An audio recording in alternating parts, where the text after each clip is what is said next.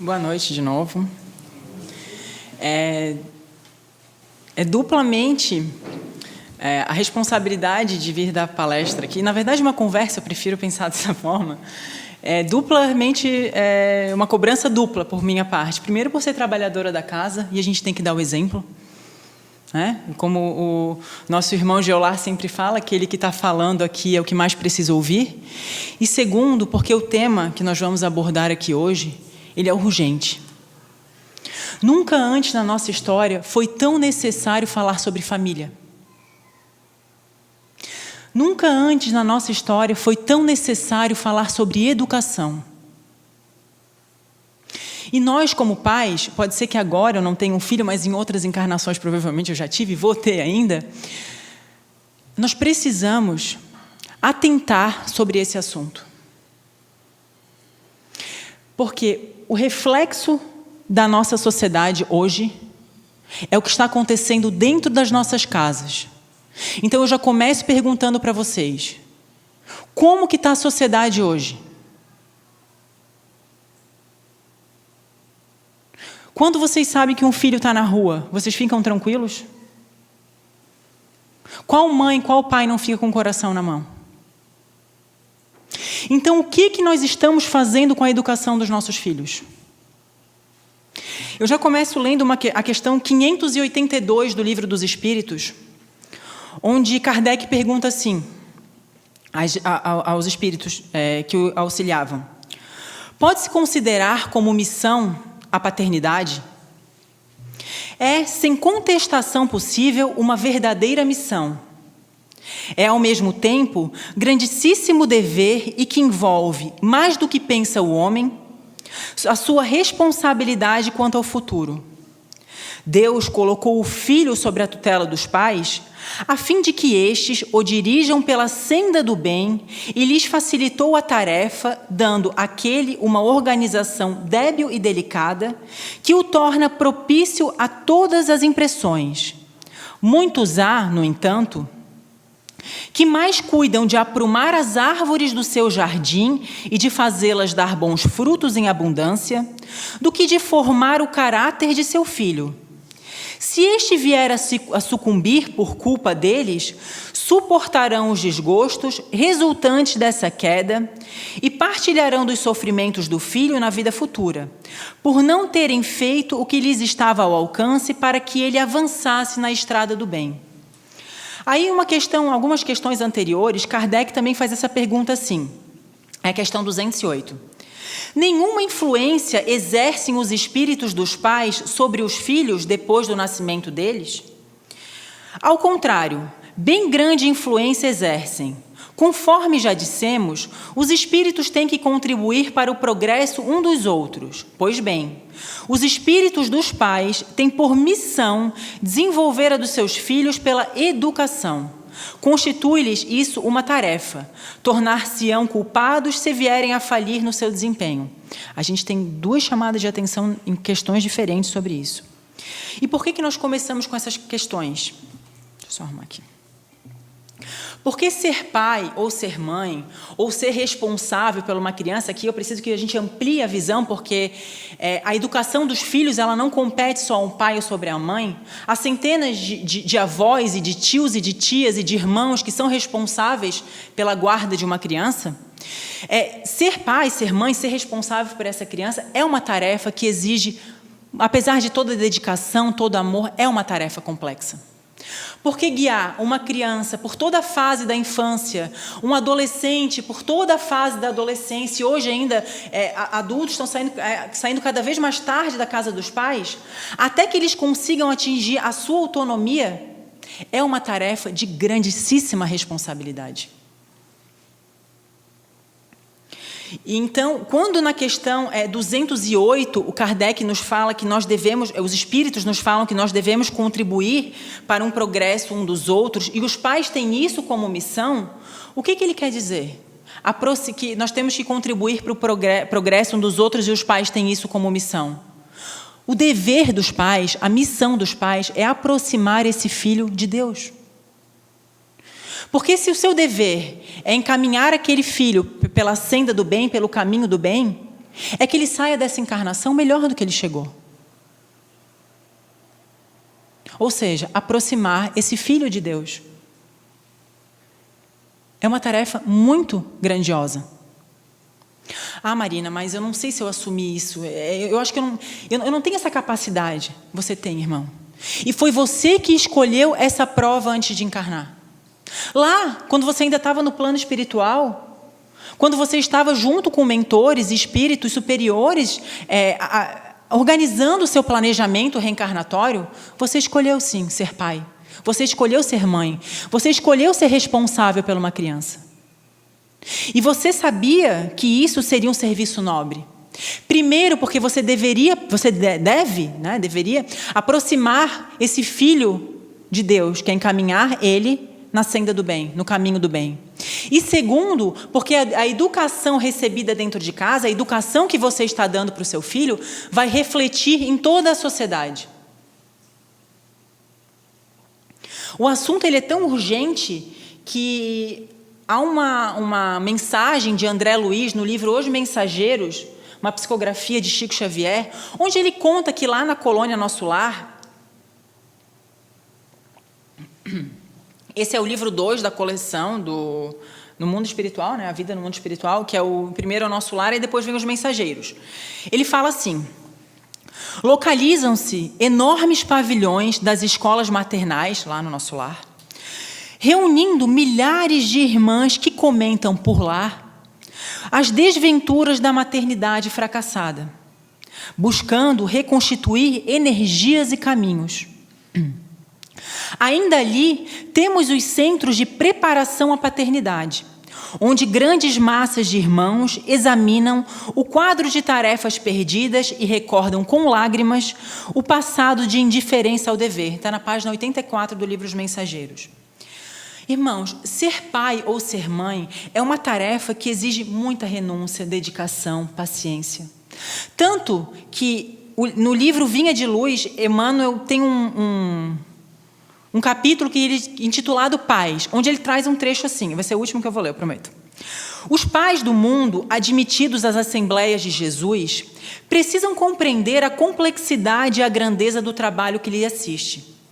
É natural que se interessem pelo mundo, pelos acontecimentos vulgares. Todavia, é imprescindível não perder de vista que o lar é um mundo essencial, onde se deve atender aos desígnios divinos, no alcance aos serviços mais importantes que lhes foram conferidos. Os filhos são as obras preciosas que o Senhor lhes confia às mãos, solicitando-lhes cooperação amorosa e eficiente. Por que eu trouxe tantas mensagens assim, da literatura espírita para iniciar a nossa conversa hoje? Porque se há uma mensagem que nos é passada de forma contundente pelos espíritos benfeitores, é a importância da família para o nosso progresso e para o progresso da sociedade. Por isso que no começo da palestra hoje, dessa conversa, a gente falou do quão importante é esse assunto. Porque nunca antes na história a família sofreu tanto ataque. Não é uma guerra declarada contra a família. É as sutilezas do nosso dia a dia. É muito mais interessante para mim sair, fazer festa, curtir, não ter compromisso com ninguém do que constituir uma família. Há muito mais atrativos que chamam os jovens hoje em dia para a vida mundana, que a gente diria, do que constituir uma família. Quem que a gente vê falando que o sonho é constituir uma família, ter filho, casar, envelhecer, até velhinhos juntos? A gente não vê. Eu faço parte de um grupo na Federação Espírita, que é a coordenação da família. Eu sou a mais nova. Eu não vejo jovens falando sobre família. E quem é que vai formar a família amanhã? São os jovens. Mas por que eles pensam assim? É só por conta só por conta de todos os estímulos que eles encontram fora de casa? Não. É porque dentro de casa ele não está encontrando a sua base mais importante, que é uma educação firme e amorosa, pautada nos ensinamentos de Jesus. E essa educação não é você falar o tempo inteiro de Jesus para ele. Seria maravilhoso se assim fosse, mas é você ensinar o seu filho pelo caminho do bem. O que é certo e o que é errado. Os ensinamentos de Jesus estão cada vez mais atuais. Ele veio há 2021 anos atrás e nós ainda estamos sofrendo. Porque nós deixamos de dar valor para aquilo que é mais importante. Aqueles que correm do nosso lado. Quem é que sustenta você quando você está estrupiado? Quem é que te dá a mão quando nem você consegue ficar em pé? Que acredita em você mesmo quando nem você acredita? Se não é a sua família, é um amigo muito querido do seu coração, que foi o seu familiar em uma encarnação passada. Ou se não foi, vocês são amigos há muitas encarnações. Porque amigo, quando aperta, quem é que fica do nosso lado? E quais são os valores que nós estamos passando para os nossos filhos? São esses?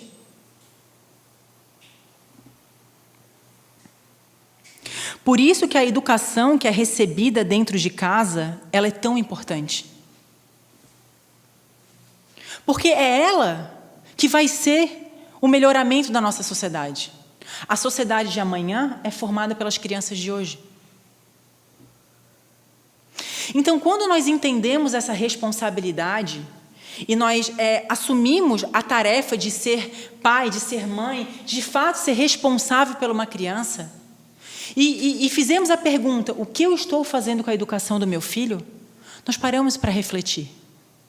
Aí nós pensamos, eu estou deixando meu celular de lado e sentando ali no chão com meu filho para conversar como é que ele está? Eu estou deixando meu celular de lado e fazendo as tarefas com meu filho? Qual foi a última vez que eu conversei com ele? Eu conversei, não é falar. Qual foi a última vez que eu perguntei como ele estava? Como foi seu dia hoje? Marina, ele está o dia inteiro em casa. E daí? A internet é um mundo à parte. Quando você não está em casa, tu sabe o que ele faz na internet? O Rossandro Klingen, um psicólogo espírita, ele fala muito sobre isso. Ele tem um livro chamado Help, Me Eduque. Todo pai deveria ler aquele livro. E ele fala exatamente sobre isso. Você fecha a porta quando seu filho está sozinho navegando pela internet? A gente não para. Tá, tudo bem que hoje tem 1000 opções ali de limitar o que seu filho acessa, tudo isso, mas nem todo mundo sabe, porque tem filhos hoje que sabem mais de tecnologia do que os pais.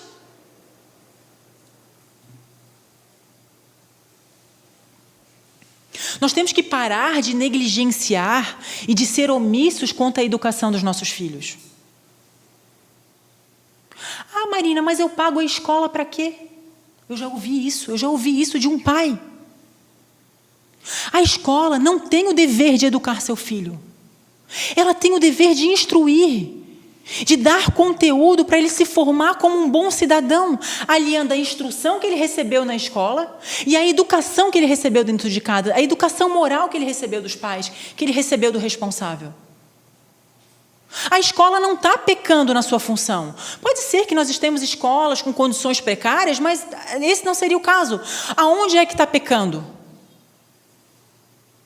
Aonde que nós estamos tendo falha na formação dos nossos filhos?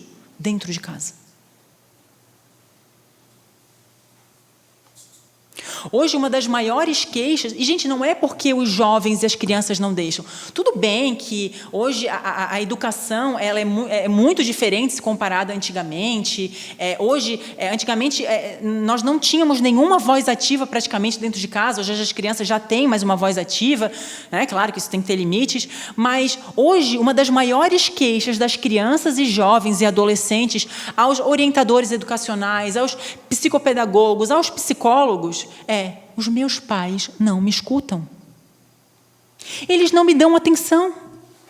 Você pode pedir para o meu pai conversar comigo, ele não me escuta. Ele só sabe gritar. A minha mãe não sai do celular.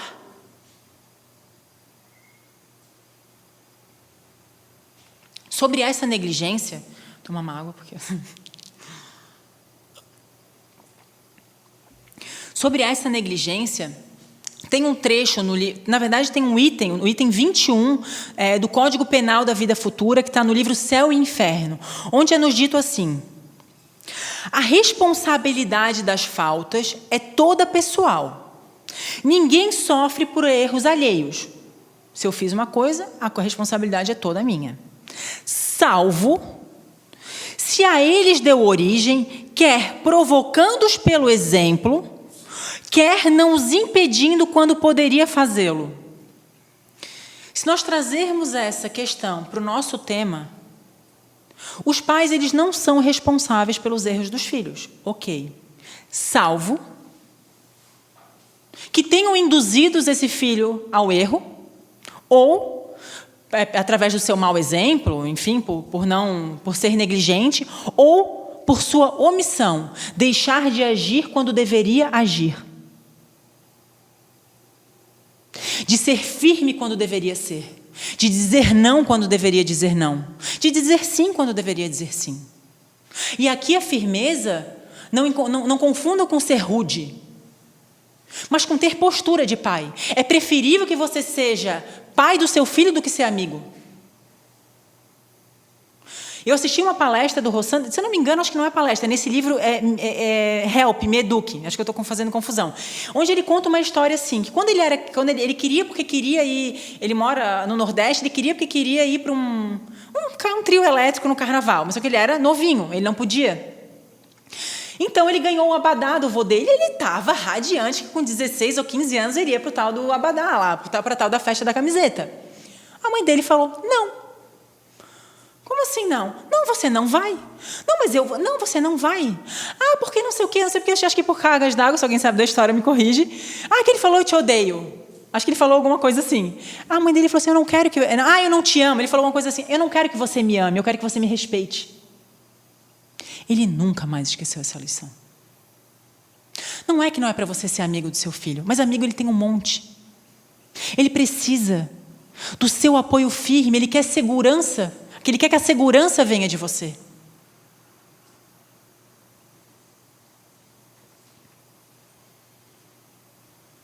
Então, o que digamos, o que esse relaxamento dos laços familiares vem trazendo para as famílias, vem trazendo para a nossa sociedade? A gente volta lá para a questão 775 do Livro dos Espíritos, um recrudescimento do egoísmo. O que significa essa palavra, Marina? Vamos trazer então para o nosso dia a dia, uma desconexão da família. Os nossos laços familiares, eles estão frouxos. Aí eu volto para a pergunta que eu fiz lá no começo.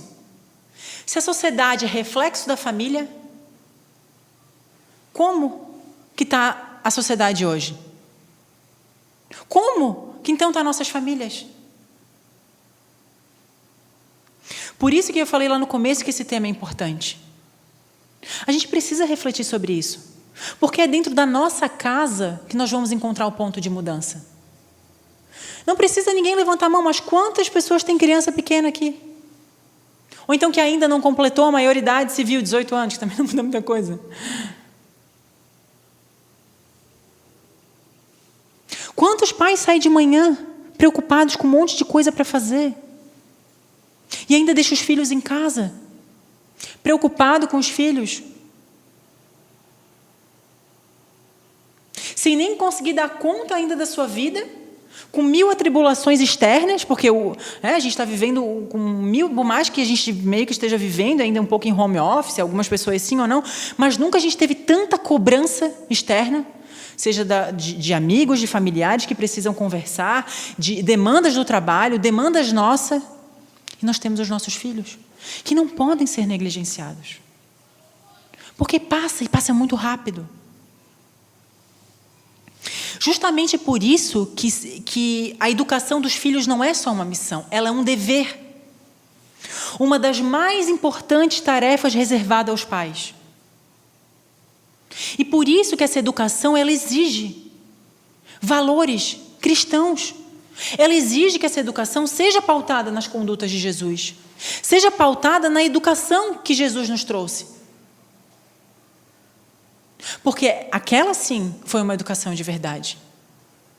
É simplesmente você encaminhar o seu filho pelo caminho do bem, mostrar para ele o que é certo e o que é errado. E uma das formas mais eficazes é a educação pautada no exemplo. Porque o seu filho ele não vai querer saber o que você fala, ele vai querer saber o que você faz. E é assim que... tem uma questão no livro 385, do Livro dos Espíritos, onde Kardec fala que o período infantil é o mais importante e o mais propício para a fixação do aprendizado e dos novos hábitos. Porque o seu filho, ele pode ter 2, 1, 7, 9 anos, ele é um espírito que tem centenas e centenas e centenas e centenas de reencarnações. Aquele bebezinho pequenininho que você vê tem muitas histórias. E reencarnou com uma bagagem de sentimentos. E cabe a você, como pai, exercer adequadamente a função que Deus te deu. E a melhor forma é a educação pautada pelo exemplo. Porque daí nós temos uma dupla correção. Você está se corrigindo para o seu filho não fazer errado. Porque não adianta você falar para o seu filho, filho não faz fofoca. É feio falar do amiguinho. Mas ele ouvir lá na cozinha você com a sua irmã fazendo tititi, tatatá, tititi, tatatá, falando da vizinha. Filho come brócolis. Gente, são exemplos tolos, mas para a gente ver a importância do exemplo. Só que no seu prato só tem batata frita. Não toma coca, só que você está tomando. É tolo, é só para a gente poder raciocinar e trazer na prática. Ele quer saber o que você está fazendo de fato. A criança é um espelho. Ela vai copiar o que você está fazendo. E o que você está fazendo? Lá na questão 385, os espíritos dizem assim para Kardec: a delicadeza da idade infantil os torna brandos, acessíveis aos conselhos da experiência e dos que devam fazê-los progredir. Nessa fase, é que se lhes pode reformar os caracteres e reprimir os maus pendores. Tal o dever que Deus impôs aos pais, missão sagrada de que terão de dar contas. Ou seja, se eu falir, eu vou ter que me acertar lá na frente. É essa a regra. Aí lá na questão 109 do livro O Consolador, é um livro psicografado por Chico e ditado por Emmanuel, eles nos dizem que até os 7 anos o espírito se encontra em fase de adaptação de sua nova existência e fica mais ligado ao plano espiritual, de onde possui recordações mais vivas.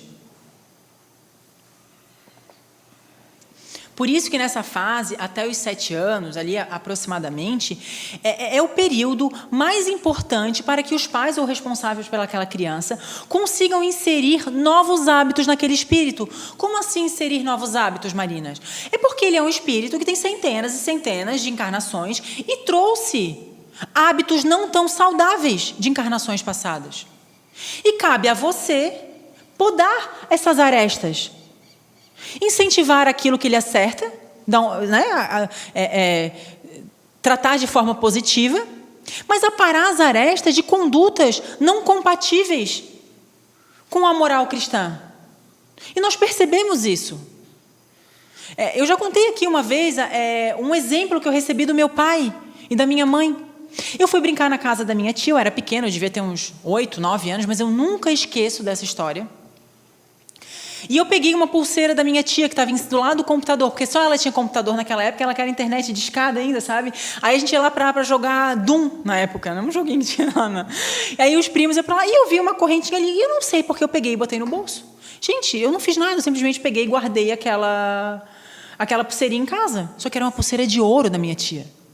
E quando eu fui a única pessoa que tinha lá que poderia ter pego, e ela perguntou para minha mãe, e meus pais vieram falar comigo. Com medo de contar a verdade, eu joguei a pulseira em cima do telhado do vizinho. E falei que não, eu não vi. Mas daí eu recebi uma pressão dos meus pais, Marina, né? Deram uma pressionada e Aí eu falei, eu peguei, eu estava brincando com ela e joguei e caiu do outro lado. Gente, não tem nada a ver a história. Se vocês fossem ver como é que é o lugar, meu Deus, nem para mentir eu era suficiente. Mas aí foi a vergonha, né? Porque meu pai fez eu chamar o vizinho teve que pegar uma escada, subir no telhado e eu entregar a pulseira para minha tia. Nunca mais eu tive coragem de mexer em nada que não é meu. Depois desse dia, se eu estou com alguma coisa de alguém, eu nunca esqueço. Eu sei sempre o que não é meu, se eu estou com um livro de alguém, se eu estou com algo emprestado. Eu sei, aquilo dali sempre fica martelando na minha cabeça. Meu pai não precisou me bater, meu pai não precisou ser rude comigo, ele só foi firme. O que você fez de errado? Não precisou mais nada. Talvez aquela tendência de pegar coisas pudesse vir de vidas passadas? Pudesse. E se meu pai não tivesse feito isso? O que poderia ter acontecido? Prefiro não saber. Outro ponto que eu gostaria de trazer aqui... Está em cima da hora. Mas eu prometo que é rápido agora. Outro ponto que eu queria trazer aqui é o direito de ser diferente. Eu assisti há pouco tempo atrás, foi ano passado, mas 2020 passou tão rápido que vamos pensar que foi pouco tempo atrás, uma live do Alberto Almeida, onde ele falava sobre as ordens do amor na família. E lá ele falava sobre o nosso direito em ser diferente. E ele trouxe o exemplo dos filhos. Ele usou a palma da nossa mão como exemplo. A nossa mão como exemplo, desculpa. A palma da nossa mão é o nosso direito a ser semelhante, é aquilo que nos une como família. E os dedos somos nós, espíritos individuais, espíritos com as suas individualidades, seres únicos, que o que nos une são as nossas semelhanças em família. Ou seja, são coisas complementares. A palma da mão sem os dedos nada serve, e os dedos sem a palma da mão, muito menos. Ou seja, nós somos aqui uma família e o que nos une são as nossas semelhanças, mas nós temos as nossas diferenças. Então, o direito de ser diferente é o poder observar e respeitar a autonomia e individualidade de cada um, como ser único que é. Eu peguei essa frase do Alberto na live dele. Ocorre que, muitas das vezes, o que acontece é o oposto. Porque nós acabamos impondo, aqui vamos trazer a realidade, a relação de parentalidade entre pais e filhos, quando os pais querem impor aos filhos alguma condição. Como assim, Marina? Os pais têm aquela educação castradora que não dão possibilidade para o filho desabrochar. Eles impõem tudo que o filho precisa fazer. Só que com isso, eu desrespeito o direito do espírito em ser diferente, da forma como ele sabe, como no estágio evolutivo que ele está, com as características que ele trouxe, com seus vícios, com as coisas que ele já conseguiu conquistar. Aí eu como pai, eu como mãe, eu como responsável daquele filho, quando não consigo, eu quero que o meu filho siga a minha profissão. Só que aquela criança não tem nenhuma aptidão para ser advogado, por exemplo. Ele odeia falar. Eu quero que o meu filho seja médico, que ele siga a minha profissão. Mas a criança odeia sangue. Ela não tem a mínima vocação para aquilo. Ou então, pior, eu tenho certeza que alguém vai associar que já passou por isso, ou conhece alguém que faz isso. O pai não pôde ser médico e quer que o filho seja.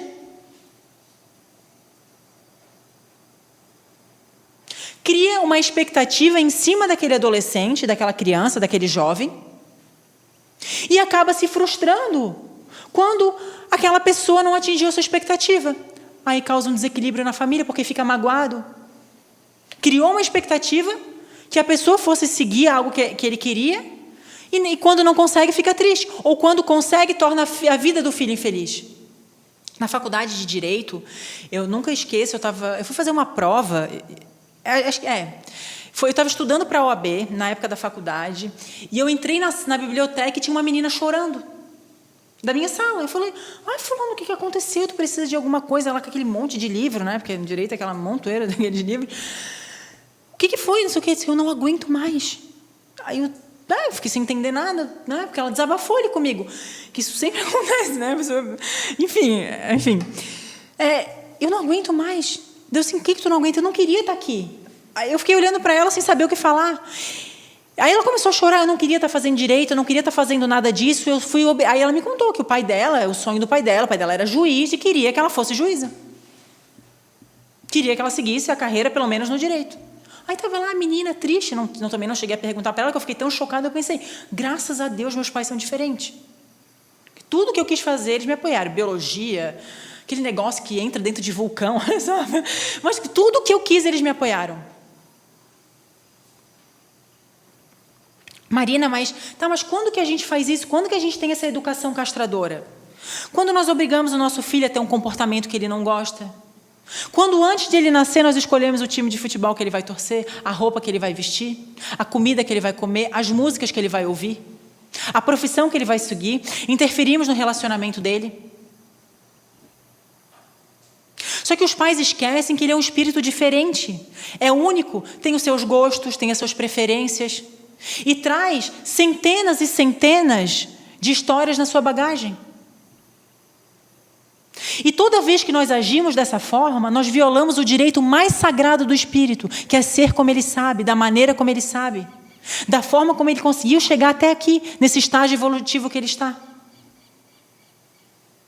E você, como pai, ou como mãe, ou como responsável desse espírito, tem a função não de ditar a regra da vida dele, porque ele já tem o planejamento reencarnatório dele, assim como você já tem o teu, e não foi você que fez o planejamento dele.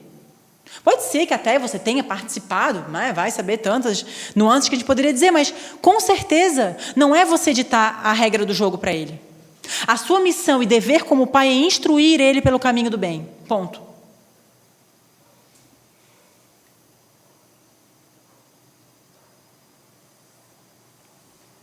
Eu me enriqueço com o outro. Eu me enriqueço na troca que eu tenho com o outro. É na diferença que nós crescemos. Porque aquilo que é igual a mim, eu não quero saber porque é igual. Nós somos seres sociais. Nós fomos feitos para viver em sociedade. Olha o momento que nós estamos passando praticamente trancados dentro de casa. Quem não está sentindo falta de um aglomero? Isso aqui não é um incentivo para ir fazer aglomero, mas quem não está sentindo falta de pessoas, a família toda reunida num domingo, aquela mesa cheia, de poder ir num jogo de futebol, ir num show, ir no cinema, ver pessoas, porque nós somos seres sociais, nós precisamos trocar experiências um com o outro. E dentro de casa, essa experiência se torna ainda mais rica. Então, quando eu tenho essa educação castradora com meu filho, eu talho todas as possibilidades que ele tinha de florescer, de atingir todas as suas possibilidades. Por quê? Eu podei ele. Agora eu preciso chamar uma atenção que isso não significa, a gente precisa abrir esse parênteses, que os pais não devem colocar limites nos filhos. A questão não é essa. O pai tem o dever de educar, colocar limite, dizer não, conforme as suas crenças naquilo que acredita. A questão aqui é aquela educação castradora, onde os pais talham todas as liberdades individuais daquele espírito, que receberam como filho. Cada espírito é uma peça única criada por Deus, que reencarnou trazendo os seus dons, os seus problemas, as suas características. E é dentro da família que nós vamos fazer essa troca. Eu vou contribuir com aquilo que eu trago com a minha família. Por isso nós nascemos dentro da família. É lá que nós vamos aprender a ser um ser social. É lá que nós temos o nosso primeiro contato social. Dentro de casa. É lá que nós vamos entender e aprender com os exemplos dos nossos pais. Aí a família volta a estar em equilíbrio. Porque quando a família está em desequilíbrio, percebam como que o filho se comporta fora de casa. É filho brigando na escola, é filho depredando o patrimônio público, é filho andando com aquelas companhias que a mãe e o pai sabem que não são legais. É filho discutindo com o professor. E o porquê disso? Porque ele está vivendo dentro da casa dele uma família disfuncional. Há um desequilíbrio dentro da família dele. Então, ele praticamente vomita para fora de casa as dores que ele encontra dentro do lar. Sejam dores emocionais, sejam dores físicas, seja uma ausência dos pais, seja um excesso, essa educação castradora que a gente acabou de falar, seja uma educação permissiva que não está nem aí, faz o que tu quiser, a vida é tua.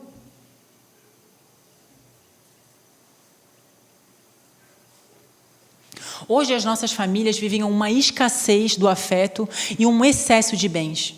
Para suprir a falta que eu estou fazendo dentro de casa, eu te dou um smartphone novo, eu te dou um novo tablet, eu te dou o videogame, eu te dou o Lego do não sei o quê, eu te dou a Barbie não sei o quê.